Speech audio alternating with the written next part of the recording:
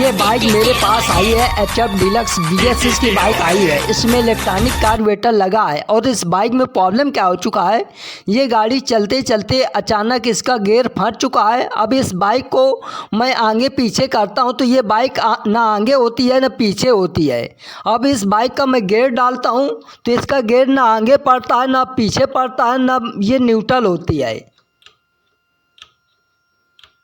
इस तरीके से प्रॉब्लम मेरे पास आई है। तो जब भी आपके पास इस तरीके से प्रॉब्लम आए कि गियर ना इसका आगे पड़े ना पीछे पड़े ना न्यूट्रल हो, तो इस बाइक का क्लच कवर ओपन करना है। तो मैं उधर से चलता हूँ, इसका क्लच कवर ओपन कर लेता हूँ। तो सबसे पहले मैंने इसका क्लच कवर ओपन कर लिया है।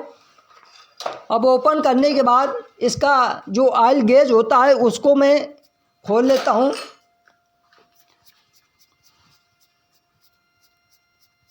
तो ऑयल गेज खोलने के बाद ये किक मैंने ओपन कर लेता हूँ, क्योंकि इसका नट ओपन कर लिया है।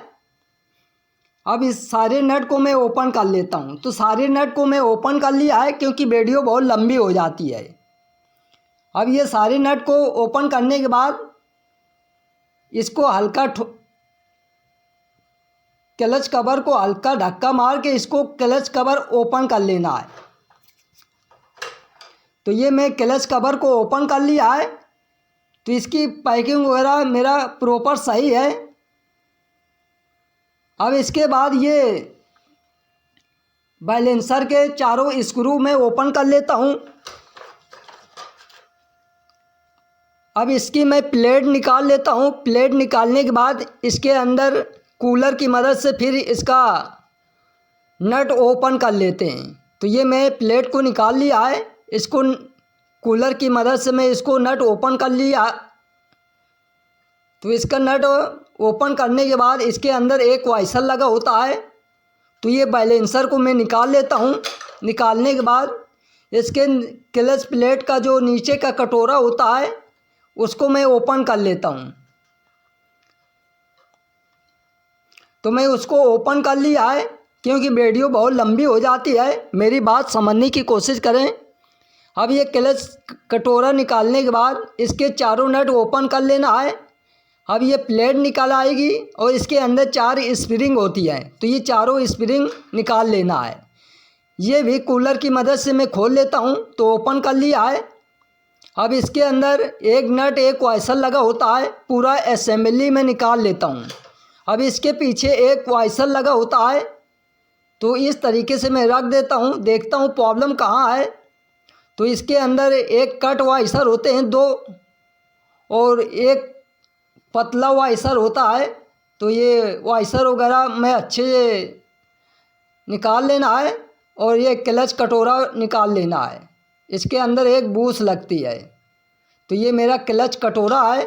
अब इसके अंदर देखता हूँ तो ये प्रॉब्लम मुझे मिल चुका है। ये जो एक छोटी स्प्रिंग होती है ये निकल चुकी थी और यही निकलने की वजह से इसका गियर काम नहीं कर रहा था। अचानक ये स्प्रिंग इससे निकल चुकी थी। तो मैं इस सभी चीज़ों को फिटिंग कर देता हूँ और इसमें कोई प्रॉब्लम नहीं था। तो जैसे खोलना है उसी तरीके से फिटिंग कर देना है।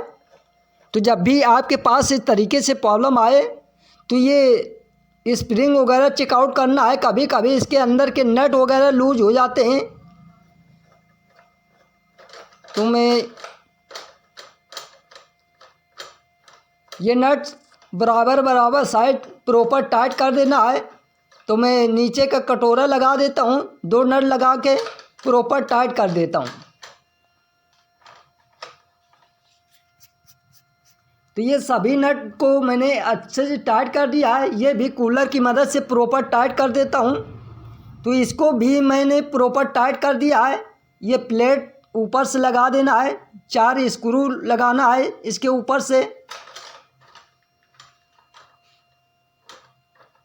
तो मैं इसका क्लच कवर ओपन लगा देता हूँ प्रॉपर और ये सारे नट को मैं टाइट कर देता हूँ।